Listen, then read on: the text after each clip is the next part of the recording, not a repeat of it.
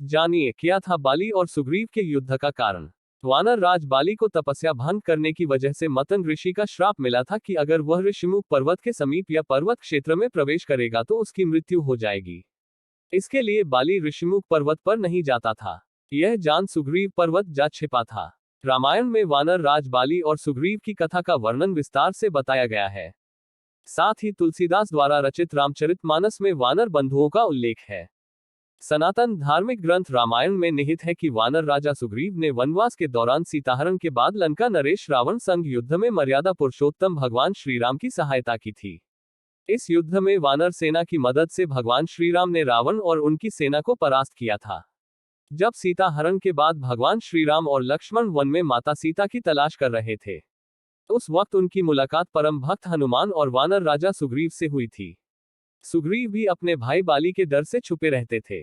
वानर राज बाली को तपस्या भंग करने की वजह से मतंग ऋषि का श्राप मिला था कि अगर वह ऋषिमुख पर्वत के समीप या पर्वत क्षेत्र में प्रवेश करेगा तो उसकी मृत्यु हो जाएगी। इसके लिए बाली ऋषिमुख पर्वत पर नहीं जाता था। यह जान सुग्रीव पर्वत जा छिपा था। भगवान राम से मिलने पर वानर राजा सुग्रीव ने अपनी आपबीती सुनाई। यह सुन भगवान ने सहायता करने और बाली का वध करने का वादा किया। आगे किद्वंती है कि एक बार की बात है जब दुंदभी नामक दैत्य ने वानर राजा बाली को युद्ध के लिए ललकारा था। वानर राजा बाली किसी भी ललकार को ठुकराता नहीं था और युद्ध मैदान पर चला आता था। बाली के पराक्रम के आगे दुंदभी टिक नहीं सका और महज कुछ पल में बाली ने दुंदभी को परास्त कर उसका वध कर दिया।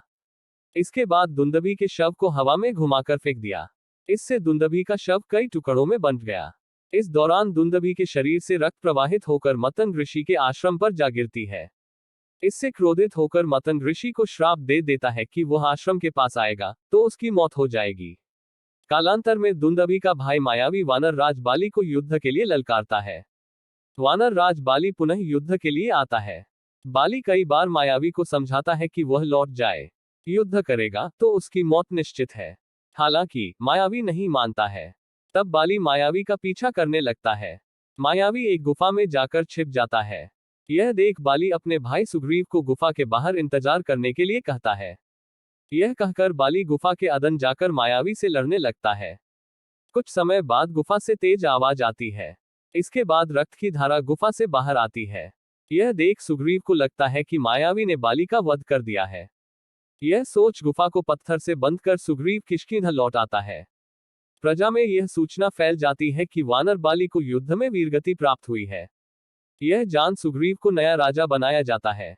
कुछ दिनों बाद बाली पुनः लौटकर अपने राज आता है। यह देख सब हैरान हो जाते हैं। क्रोधित बाली अपने भाई के कार्य से अप्रसन्न हो जाता है और तत्काल राज छोड़ने का आदेश देता है। हालांकि सुग्रीव की पत्नी को जाने नहीं देता है और अपने साथ रख लेता है। इस वजह से वानर बंधुओं के बीच युद्ध हुआ था।